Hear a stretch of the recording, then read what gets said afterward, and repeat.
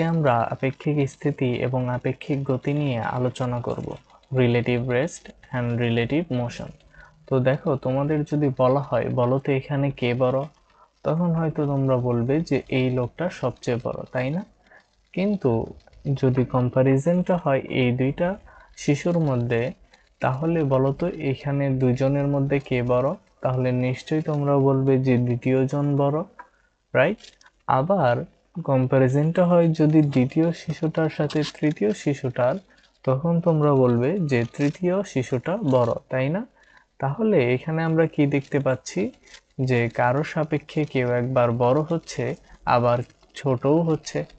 তেমনই ভাবে বিভিন্ন প্রসঙ্গ বিন্দু বা কাঠামোর সাপেক্ষে একই ব্যক্তি বা বস্তু কখনো স্থিতিশীল আবার কখনো গতিশীল হতে পারে, রাইট?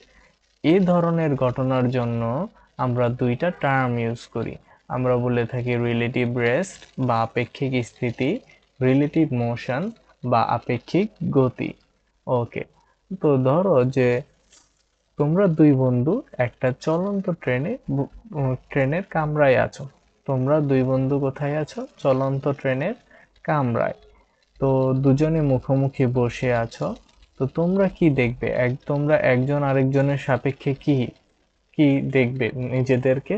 তোমরা দেখবে তোমরা হচ্ছে স্থির, রাইট? কিন্তু ধরো তোমরা চলন্ত ট্রেনের কামরায় বসেছিলে, ট্রেন লাইনের পাশে একটা লোককে তোমরা অতিক্রম করলে। তো ওই লোকটা তোমাদের কি দেখবে? সে দেখবে তোমরা হচ্ছে গতিশীল, তাই না? তাহলে এখানে কি ঘটলো যে আমরা দেখতে পাচ্ছি কোনো বস্তু প্রকৃতপক্ষে স্থির কিনা তা নির্ভর করছে প্রসঙ্গ বস্তুর উপরে।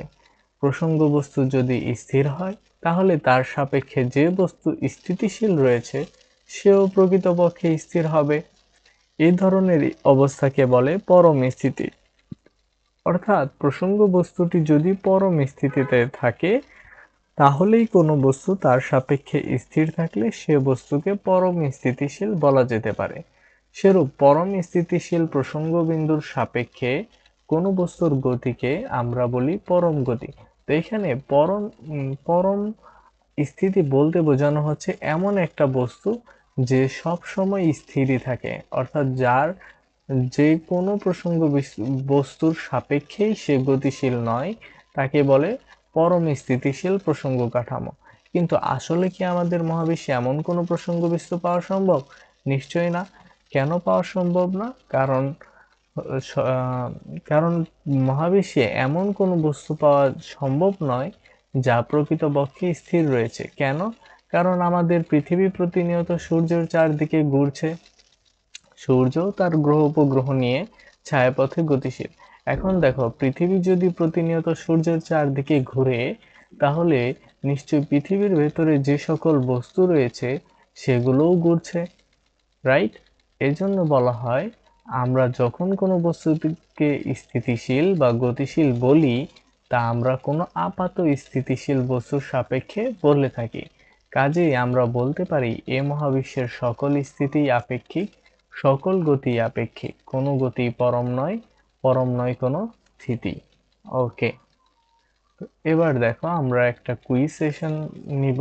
তো বলো তো, চলন্ত ট্রেনে দুই বন্ধু যদি মুখোমুখি বসে থাকে, তবে একজনের সাপেক্ষে অন্যজনের অবস্থানকে কি বলে? চলন্ত ট্রেনে দুই বন্ধু মুখোমুখি বসে আছে, তবে একজনের সাপেক্ষে অন্যজনের অবস্থানকে কি বলা হবে? এটাকে বলা হবে আপেক্ষিক স্থিতি। ওকে, এটাকে বলা হবে আপেক্ষিক স্থিতি। কারণ তোমরা একজন আরেকজনকে কি দেখবে? স্থির দেখবে। আচ্ছা, যে বিন্দুর সাপেক্ষে কোনো বস্তুর অবস্থান নির্ণয় করা হয় তাকে কি বলে? তো এখানে খেয়াল করো, বলা হয়েছে যে বিন্দুর সাপেক্ষে কোনো বস্তুর অবস্থান নির্ণয় করা হয়। তো ধরো এটা একটা বিন্দু।